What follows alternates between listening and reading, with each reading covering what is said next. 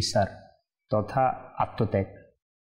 আত্মত্যাগ এটি এমন একটি বিষয় যা মানুষের মাঝে যদি বিদ্যমান থাকে তাহলে সেটার মাধ্যমে সম্প্রীতি ও ভালোবাসা বৃদ্ধি পেয়ে যায়, এবং এটা এমন একটা বিষয় যেটার গুণে যদি গুণান্বিত হওয়া যায় তাহলে সেই বান্দা আল্লাহ তাআলার নৈকট্য অর্জন করতে পারে। এজন্য ইসলামে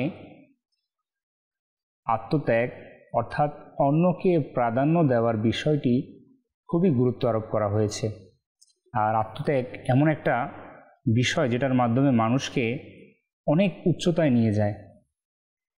আত্মত্যাগ এটা যদি আমরা দেখি যে এটা আমার আপনার মন মানসিকতার মধ্যে তৈরি করে নেওয়া, আমাদের যে দুষ্ট নফস, এই নফস কখনো চাইবে না যে সে নিজেকে সুখে দুঃখে রেখে অপরকে সুখ দেওয়ার জন্য। নফস সর্বদা চাইবে নিজের স্বার্থ উদ্ধার হোক।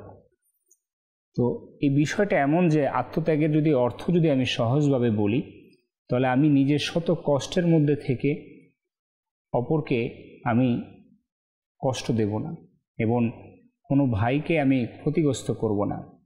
আর নিজের যেই চাহিদাটা, সেই চাহিদাটাকে আমি দাফন করে হলেও আমি আমার অপর মুসলমান ভাইয়ের চাহিদাটাকে পূরণ করব।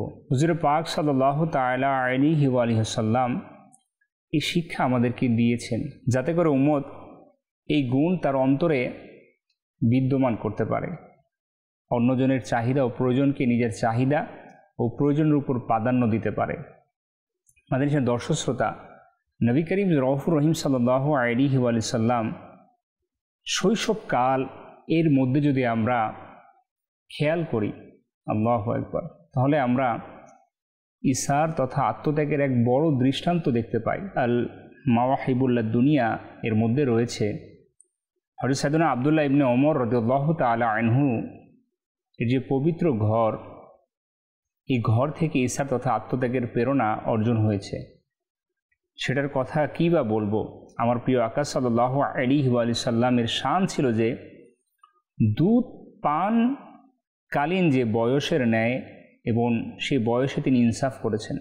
যেমন বর্ণিত রয়েছে যে সাইয়েদাতুনা হালিমা সাদিয়া রাদিয়াল্লাহু তাআলা আনহা এর আপন সন্তান যেহেতু দুধ পানের অংশীদার ছিল, তাই সুলতানে দো জাহান নবী করিম রউফ রহিম সাল্লাল্লাহু আলাইহি ওয়া সাল্লাম এর যতই ক্ষুধা পেত না কেন কেবল এক পার্শ্ব হতেই তিনি দুধ পান করতেন। সুবহানাল্লাহ।